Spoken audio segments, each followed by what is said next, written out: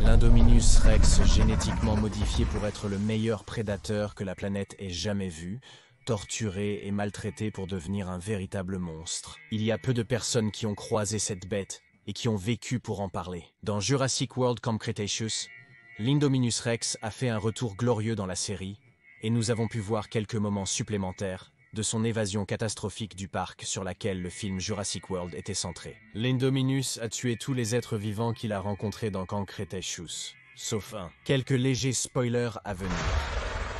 Taureau le Carnotaurus, pourquoi est-ce? Eh bien, nous allons passer en revue certaines informations historiques sur l'Indominus, ainsi que théoriser un type de comportement qui est beaucoup plus profond que nous l'aurions d'abord compris. N'oubliez pas de commenter et de laisser un j'aime et allons-y. Donc cette scène de la série ne dure que quelques secondes et près de la fin de l'un des épisodes. Donc beaucoup de téléspectateurs ont peut-être complètement manqué cela. Après s'être échappé et avoir semé le chaos pendant un certain temps, l'Indominus tombe sur l'enclos qui ne contient nul autre que Taureau le Carnotaurus. Les deux bêtes se défient du regard de chaque côté de la clôture. Ils grognent tous les deux et semblent dire quelque chose, puis l'écran se coupe. Que s'est-il passé? Plus tard dans la série, nous découvrons que Taureau a été libéré par l'Indominus, détruisant la clôture juste assez pour que le Carnotaurus soit libéré pour contribuer au chaos sur toute l'île. Il s'avère que l'Indominus a traité Taureau comme l'escouade de Raptors, utilisant le dinosaure pour sa propre satisfaction personnelle, qui dans ce cas était de détruire l'endroit qui était responsable de l'Indominus, existence cruelle. Passons en revue comment cela est possible dans la mythologie de la franchise. L'Indominus est composé d'une grande variété de dinosaures, l'un d'eux étant le Carnotaurus. Le film Jurassic World n'avait pas de Carnotaurus, donc son ADN trouvé dans l'Indominus est resté principalement non discuté, et donc inconnu de beaucoup. Ainsi, l'inclusion de l'ADN de Carno a permis à l'Indominus de communiquer, et faute d'un meilleur mot, de contrôler le Carnotaurus, tout comme cela a fonctionné avec les raptors que nous avons pu voir dans le film. Une chose importante à retenir ici est de ça que même si l'Indominus partage de l'ADN avec le T-Rex, les deux n'ont jamais essayé de communiquer. Ou si l'Indominus a tenté de faire suivre son commandement par le T-Rex, elle a vite dit non. Cela est sans doute parce que le T-Rex est le dinosaure le plus grand et robuste du quartier, et qu'elle ne voulait pas devenir le serviteur de qui que ce soit. Alors pourquoi le Carnotaurus ne suivrait-il pas une voie similaire? L'évidence est que le Carnotaurus est beaucoup plus petit que les deux Rex. Dans un combat 1 contre 1, il n'y a aucune chance qu'un Carno puisse tenir tête à l'Indominus. Peut-être que l'Indominus a même menacé Taureau dans son propre langage de dinosaure sadique, que nous n'avons pas pu comprendre, disant quelque chose du genre « Si tu ne m'écoutes pas, je vais entrer là-dedans et te déchirer en lambeaux. Mais si tu te plies à moi, alors je te libérerai. » Oui, c'est la communication entre dinosaures. Cette prochaine théorie pourrait cependant changer la façon dont vous voyez l'Indominus et Taureau. Bien que ce ne soit qu'une émission de télévision, et qu'elle ne représente en aucun cas le comportement réel des animaux, on ne peut nier qu'il y avait quelque chose d'extraordinairement sournois chez Taureau, dans Camp Cretaceous. Il semblait toujours savoir où se trouvaient les enfants, et avait une sorte de dévouement dans la façon dont il les chassait qui le faisait ressembler à un tueur en série, traquant et restant toujours un pas en avance sur sa proie. Un trait que l'on peut observer chez trois des tueurs les plus brutaux de la franchise, le Spinosaurus, l'Indominus Rex et l'Indoraptor. Cela signifie-t-il que Taureau souffre d'une sorte d'instabilité mentale, tout comme les trois dinosaures hybrides? Le Carnotaurus est un véritable dinosaure et à ma connaissance, aucun ingrédient supplémentaire n'a été ajouté lors de son clonage.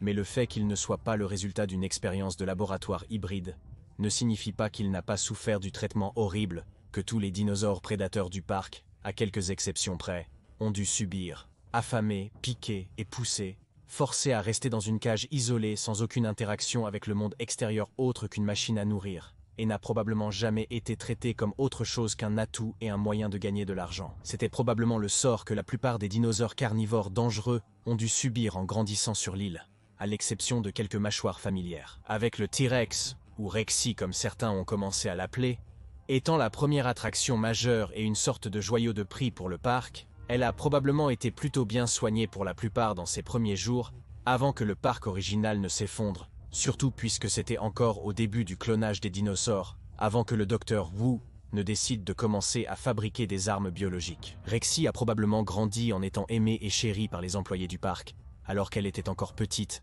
et relativement inoffensive, et même lorsqu'elle est devenue trop grande et puissante pour être autour, elle était suffisamment liée à ses soigneurs du temps qu'elle a passé avec eux, en tant que bébé, pour ne jamais avoir l'impression d'être maltraités.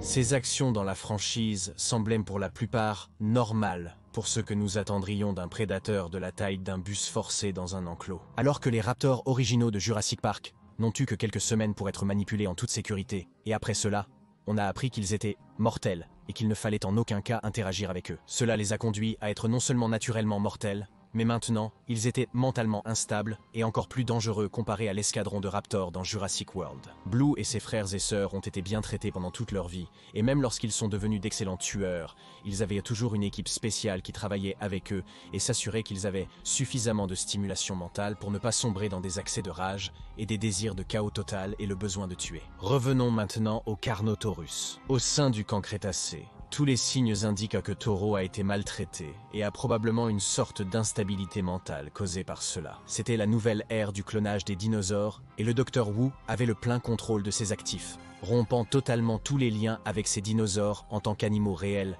lui et beaucoup de ses collègues ne les considérant désormais que comme des moyens de gagner de l'argent, un produit pour les masses. Le Carnotaurus n'a pas eu d'éducation spéciale comme Rexy, n'avait pas une équipe de soigneurs concentrée sur son bien-être, et était trop grand et dangereux pour jamais voir un autre dinosaure ou humain de près, et personnellement pour former une sorte de compréhension sociale. Bien sûr, il ne fait aucun doute que l'Indominus aurait tué le Carnotaurus si nécessaire, mais le fait que l'Irex ait libéré Toro gentiment et ait ensuite continué sa journée, peut-être y avait-il une chance que l'Indominus ait pu percevoir la soif de chaos et de mort de Toro pour tous. Pourquoi sinon ce prédateur serait-il constamment à la recherche de Darius et des enfants au lieu de chasser de plus grands herbivores sur l'île? Toro se souvenait comment Darius et Ken s'étaient moqués de lui, se souvenait de la blessure qu'il lui avait infligée sur le museau, et se souvenait de toutes les fois où l'humanité l'avait maltraité. Et il était temps de faire payer quelqu'un.